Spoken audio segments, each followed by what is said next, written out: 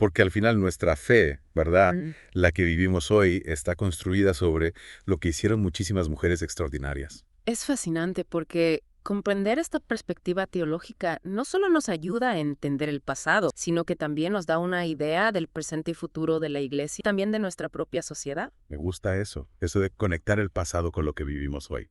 Y para este viaje, Ladra, Hierman nos presenta figuras bíblicas como Miriam, Débora, María Magdalena, Esther, ¿Cuántas?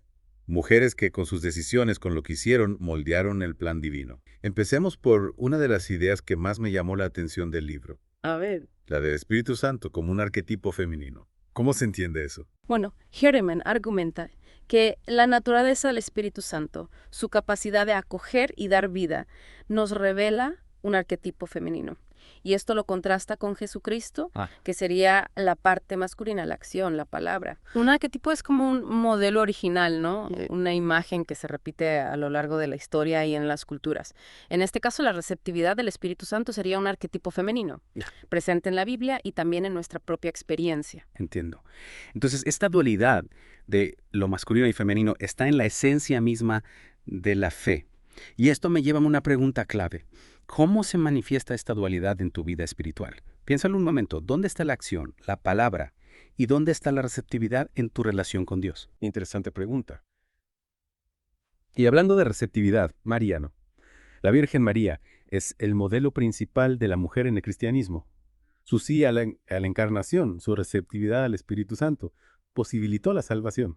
Imagínate, tu existencia como creyente depende de la aceptación de María a la voluntad de Dios. Increíble cómo un solo acto de receptividad puede tener consecuencias tan grandes. Y Hierman va más allá, ¿no? Establece un paralelismo entre la receptividad de María al Espíritu Santo y la de las mujeres a las vocaciones sacerdotales. ¿Cómo se traduce eso? Ella argumenta que las mujeres con su capacidad de cuidado nutren espiritualmente las vocaciones, crean un ambiente para que florezcan. Es como si las mujeres fueran el terreno fértil en el que se siembran las semillas de la vocación sacerdotal. Hablando de roles importantes, Hierman nos habla de las mujeres profetas del Antiguo Testamento, como Miriam y Débora. Mujeres valientes que no solo anunciaron la victoria de Dios, Sí, sino que claro. lideraron a su pueblo en momentos de crisis. Impresionante. Y si lo piensas bien, su función era similar a la de los profetas del Antiguo Oriente, pero... Y siguiendo nuestro recorrido bíblico, llegamos al momento de la resurrección con María Magdalena, la primera testigo de este acontecimiento tan importante. Un personaje clave en la historia. Cristo le confía la misión de anunciar la resurrección, Sí, reconociendo la importancia de la mujer en la transmisión de la fe. En la Iglesia Oriental se le conoce como apóstol de los apóstoles. William, Imagínate. es increíble cómo a menudo no nos damos cuenta de este detalle. Una mujer, la primera, en ver a Jesús resucitado, la encargada de propagar la buena nueva. ¿Por qué crees que a veces se olvida la importancia del papel de la mujer en estos momentos de la fe? Es una pregunta que nos invita a reflexionar sobre cómo se ha contado la historia y quiénes han tenido el poder de contarla. Pero Hierman nos invita a redescubrir la importancia de la mujer en la fe y nos lleva al Antiguo Testamento para analizar la figura del rey David, Ajá. cuya transformación en un rey, según el corazón de Dios, estuvo influenciada por diversas mujeres. ¿En qué sentido? ¿Cómo impactó la presencia femenina en la vida de un rey tan importante? Hierman compara a David con Saúl, cuya vida carecía de esa influencia. Mientras Saúl era un personaje solitario, David se rodeó de mujeres que lo guiaron y lo ayudaron a ser el rey que Dios quería. Es un contraste muy interesante. Imagino que Hierman nos dará ejemplos concretos de cómo esas mujeres influyeron en David. Claro, habla de Abigail, que impidió que David cometiera una venganza, protegiendo su integridad moral. También de la viuda que lo ayudó a reconciliarse con su padre. Y si hablamos de mujeres valientes, no podemos olvidar a Esther. Su historia es un ejemplo de cómo una mujer puede cambiar la historia con su coraje y su fe. Sin duda. Esther arriesgó su vida para interceder ante el rey y salvar a su pueblo. Un acto de valentía que nos recuerda el poder de la intercesión y la importancia de luchar por quienes amamos. ¿Has pensado en el poder de la intercesión en tu vida? ¿Has experimentado la fuerza de la oración en momentos difíciles? Una pregunta que nos lleva a la esencia de la fe. Y con Esther llegamos a un punto clave. La mujer como intercesora, una figura fundamental en la salvación del pueblo de Dios. Pero antes de seguir con este tema tan interesante, creo que sería bueno detenernos un momento en la figura de María Magdalena. Sí, volviendo a María Magdalena Ladrás. Herneman se centra en que Cristo la eligió a ella para ser la primera testigo de la resurrección. Un detalle que a veces pasa desapercibido, pero que tiene mucho significado. ¿Por qué crees que se pasa por alto? ¿Qué nos dice sobre cómo se veía a las mujeres en esa época? El testimonio de una mujer no tenía el mismo valor que el de un hombre, pero Cristo elige a María Magdalena para anunciar la resurrección. Un hecho que nos hace pensar, ¿no? Es como si rompiera los esquemas, dándole a la mujer un papel protagonista en un momento clave para la fe. ¿Qué dice Herman de esto? Ella lo ve como una señal de la confianza que Jesús tenía en las mujeres. Y va más allá, dice que el hecho de que María Magdalena fuera la primera en ver a Jesús resucitado tiene que ver con el papel de la mujer como transmisora de la fe. ¿Cómo? ¿Cómo se conecta eso? Ella argumenta que las mujeres, por su naturaleza, están más conectadas con la vida, con la creación, con la transmisión de la fe. Piensa en la figura de la madre, ¿no? La que tradicionalmente ha transmitido la fe a sus hijos. Es verdad, la madre es la que nos introduce en la religión, la que nos enseña las primeras oraciones. Exacto. Y Hiraman ve en María Magdalena un prototipo de esa figura que transmite la fe. Al ser la primera en ver a Jesús resucitado, se convierte en la primera en anunciar la buena nueva, la primera en transmitir el mensaje de la resurrección, que es la base del cristianismo. Es una idea muy potente. María Magdalena representaría a todas esas mujeres que han transmitido la fe, que la han mantenido viva. Precisamente.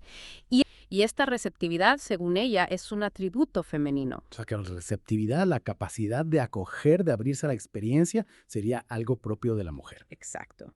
Y esto es esencial para la fe. Para recibir la gracia de Dios, para abrirnos a su amor, tenemos que ser receptivos. Y ella relaciona esta receptividad con el papel de María en la encarnación. Así es. María, al aceptar ser la madre de Jesús, se muestra receptiva a la voluntad de Dios. Se abre a la acción del Espíritu Santo y permite que Dios se manifieste en ella. Y esto se convierte en un modelo para todas las mujeres. Exacto. Hiraman nos invita a imitar a María, a ser receptivas a la voluntad de Dios, a abrirnos a su amor. Y esto es importante en el mundo en el que vivimos, ¿no? Tan acelerado, tan ruidoso. Hiraman destaca que Miriam y Débora tuvieron un papel profético en momentos clave. Y lo relaciona con la función de los profetas en el Antiguo Oriente, que eran los encargados de discernir la voluntad de Dios. O sea que estas mujeres no solo eran líderes religiosas, sino que también tenían un papel social y político. Exactamente. Eran mujeres valientes, capaces de guiar a su pueblo en momentos difíciles. Y su ejemplo nos muestra que las mujeres siempre han tenido un papel fundamental. Y hablando de mujeres valientes, no podemos olvidarnos de Esther. Su historia es un ejemplo claro de cómo una mujer puede cambiar el curso de la historia. Totalmente.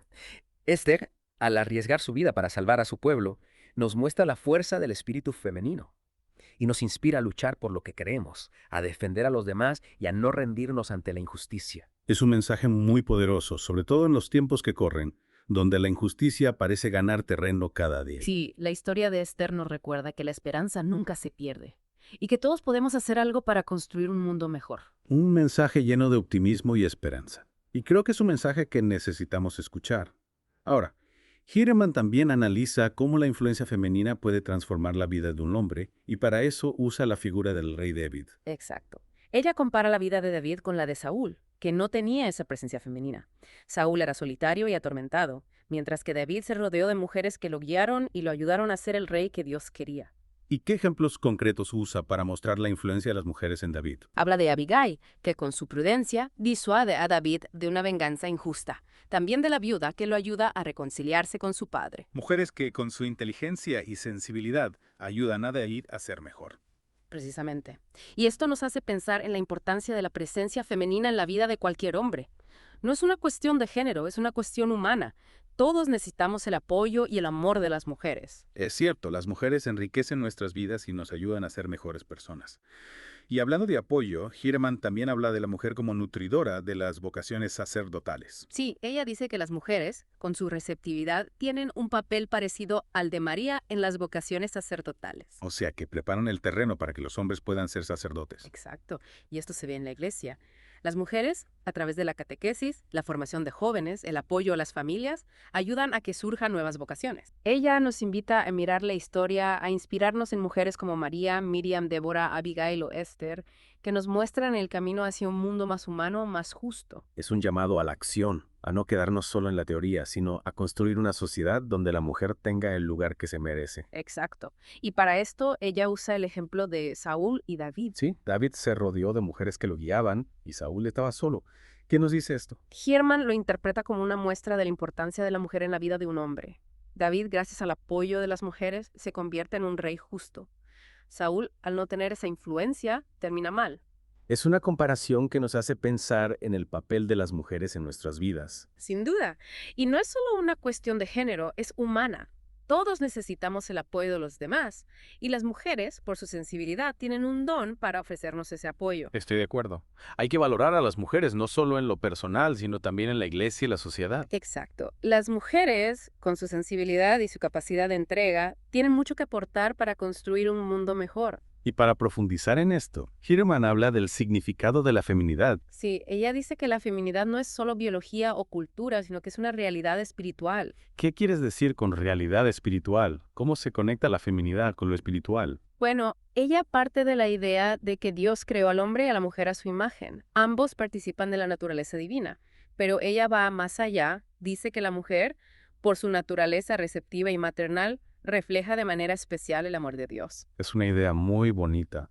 Y creo que es importante recordarlo, porque a veces se reduce a la mujer a un objeto, se distorsiona su verdadero valor. Exacto. Hirman nos invita a redescubrir la belleza de la feminidad, que es un don de Dios. Un don que tenemos que cuidar. Sin duda.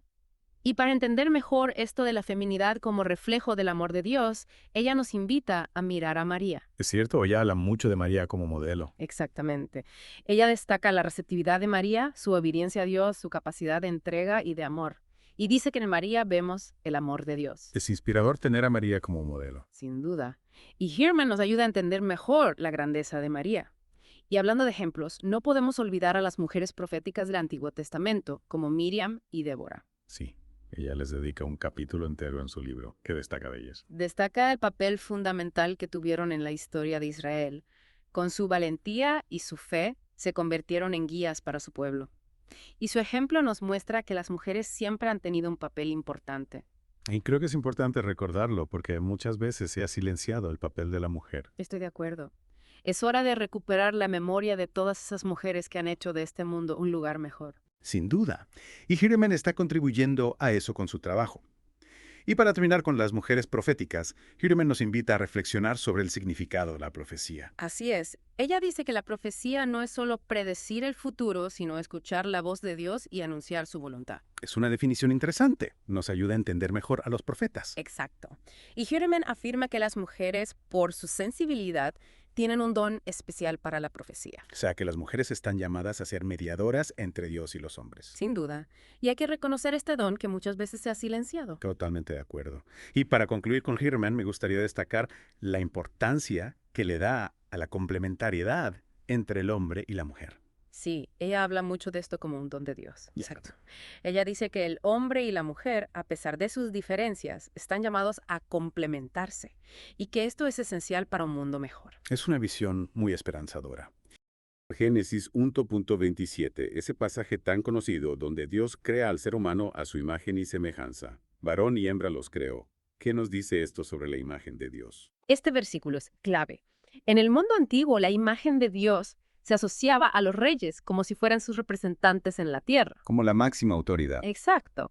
Pero Génesis nos presenta una visión diferente. La imagen de Dios no se limita a la figura de un rey. Se refleja en la complementariedad entre el hombre y la mujer. Eso cambia las cosas. Si la imagen de Dios no se reduce a la figura del rey, ¿qué implicaciones tiene esto para nuestra comprensión del poder divino? Nos invita a pensar en un modelo de poder que no se base solo en la dominación. Un modelo que incluya la colaboración y la armonía entre diferentes elementos. Ladrá. Herman menciona en su libro que algunos padres de la Iglesia, sobre todo los de la tradición siriaca, veían una conexión entre la creación del hombre y la mujer y la dinámica de la Trinidad. Sí, es una idea fascinante. Para estos padres de la Iglesia, la complementariedad entre el Logos, el Verbo y el Espíritu Santo en la Trinidad se reflejaba en la creación del hombre y la mujer a imagen de Dios. Es decir, la relación entre el Padre, el Hijo y el Espíritu Santo se refleja de alguna manera en la creación del hombre y la mujer. Exactamente. Entonces, comprender lo femenino se vuelve esencial para entender la imagen de Dios en toda su plenitud. Totalmente. No podemos quedarnos solo con la visión masculina. Ladra. Hirman nos invita a ir más allá de las interpretaciones tradicionales y a considerar una visión más completa, que abarque la riqueza de la experiencia humana en toda su diversidad. Y esto nos lleva a María, la Madre de Jesús. ¿Podría ser María un reflejo del Espíritu Santo en la historia de la salvación? Es una pregunta que nos abre a un nuevo horizonte. Ladra. Hirman basándose en la teología mariana, propone que María, en su receptividad a la voluntad de Dios y su papel en la encarnación, podría reflejar la acción del Espíritu Santo dentro de la Trinidad. Entiendo. Se trata más bien de una semejanza en la forma de actuar. Ladra. Hiraman utiliza el término cuasi encarnación del Espíritu Santo para describir esta relación única entre María y el Espíritu. ¿Y cómo se manifiesta esta cuasi encarnación en la vida de María? Podríamos decir que María, como la nueva Eva, encarna ciertas cualidades del Espíritu Santo de una manera especial. Exacto. Pensemos en el momento de la Anunciación. María acepta la voluntad de Dios incluso cuando parece imposible. Un acto de fe radical. Sí, y esa apertura al misterio, esa capacidad de acoger la vida en su seno, es un reflejo de la acción del Espíritu Santo que hace posible la encarnación. Me recuerda la imagen de la iglesia como la esposa de Cristo. Así como María recibió al Verbo, la iglesia, llena del Espíritu Santo, recibe y da luz a una nueva vida en Cristo. Es una conexión muy interesante. María, como madre de la iglesia, prefigura la vocación de la iglesia de ser esposa de Cristo y madre de todos los creyentes. Y al ser la madre de la iglesia, María refleja la propia relación de la iglesia con Cristo y el Espíritu Santo. Hiraman nos recuerda que María, la persona más santa de la iglesia, es una mujer. La santidad y la autoridad espiritual no dependen del género. Es verdad, la santidad de María nos muestra que la plenitud de la vida cristiana no depende de si eres hombre o mujer, sino de tu fidelidad a Dios. Precisamente. Y aquí ladra. Hiraman introduce la idea de la corredención, reconociendo la cooperación única de María con el sacrificio de Cristo en la cruz. ¿Podrías explicarnos un poco más sobre este concepto de corredención? No estoy segura de entenderlo bien. Claro, en esencia la corredención se refiere a la participación activa de María en la obra de la redención, no como si sustituyera a Cristo, sino como una colaboradora fundamental en la salvación. Entiendo. María, al unirse al sacrificio de su Hijo, participa de manera especial en la salvación de la humanidad. Es una idea muy poderosa. Lo es. Y este concepto de corredención nos lleva a una comprensión más profunda del sacerdocio bautismal, una realidad que compartimos todos los cristianos, hombres y mujeres. Recordemos a nuestros oyentes que el sacerdocio bautismal es la participación de todos los bautizados en el sacerdocio de Cristo. No es lo mismo que el sacerdocio ministerial, como de los obispos y sacerdotes. Es una llamada universal a la santidad y al servicio. Exacto. Ladra. Hiraman subraya la idea de complementariedad. Si bien el sacerdocio ordenado significa la presencia de Cristo, el principio femenino, ejemplificado por María, representa la receptividad y la fecundidad de la Iglesia. Dos realidades distintas pero igualmente importantes para la misión de la Iglesia en el mundo. Precisamente. Y para comprender mejor esta complementariedad, ladra. Hiraman nos invita a mirar la vida del rey David. ¿Qué podemos aprender del rey David sobre el rol de lo femenino en la vida de un líder? Me intriga.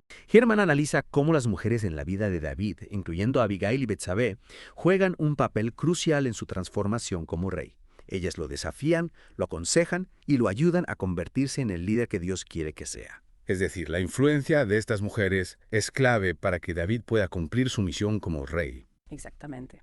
Y este mismo principio se puede aplicar a la vida de la Iglesia. La mujer, con su sensibilidad y receptividad, juega un rol fundamental en la misión de la Iglesia, complementando y enriqueciendo la labor de sacerdocio ordenado. Es una perspectiva que nos invita a valorar la riqueza de la diversidad dentro de la Iglesia y a reconocer que la misión de evangelizar el mundo requiere la participación activa de todos, hombres y mujeres. Ladra. Hiraman nos recuerda que la Iglesia solo podrá ser verdaderamente fecunda si tanto hombres como mujeres descubren y viven su verdadera vocación en complementariedad y armonía. Un llamado a la unidad y la colaboración, reconociendo la riqueza que cada uno aporta a la vida de la Iglesia. Exactamente. Ladra. Hiraman nos anima a ir más allá de los estereotipos y las visiones reduccionistas y a descubrir la belleza del plan de Dios, donde lo masculino y lo femenino se complementan para reflejar la plenitud de la imagen divina. ¿Cómo podemos integrar esta comprensión de lo femenino en nuestra propia vida? Es decir, no se trata solo de un debate teológico, sino de algo que puede transformar nuestra forma de vivir el cristianismo. Totalmente. La pregunta clave es, ¿cómo podemos vivir mejor esa complementariedad entre lo masculino y lo femenino en nuestras relaciones? En la familia, en la iglesia, en la sociedad. Es una pregunta que nos invita a reflexionar profundamente sobre nuestras actitudes. Y sobre nuestros comportamientos. Para guiarnos en este proceso, ladra.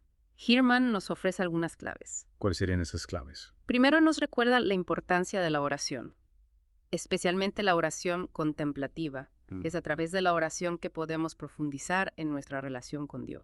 Y descubrir su voluntad para nuestra vida. Exacto. En segundo lugar, ladra. Hiereman nos anima a leer las escrituras con una mirada atenta a la presencia y al rol de las mujeres. No se trata de forzar una interpretación feminista de la Biblia, sino de estar abiertos a descubrir la riqueza y la complejidad que nos ofrece. Es como si tuviéramos que volver a descubrir la Biblia. Sí, encontrando nuevas perspectivas. Que iluminen nuestra fe. Exactamente. Espero que les haya abierto nuevas perspectivas y que puedan integrar la sabiduría de la Dragra, Hiereman, en sus propias vidas. Los animamos a seguir explorando este tema. A leer el libro de la Draga, Hiereman, y a reflexionar sobre las preguntas que hemos planteado. Y sobre todo, a llevar esta sabiduría a la práctica, a vivir con mayor plenitud nuestra fe en comunión con Dios y con nuestros hermanos.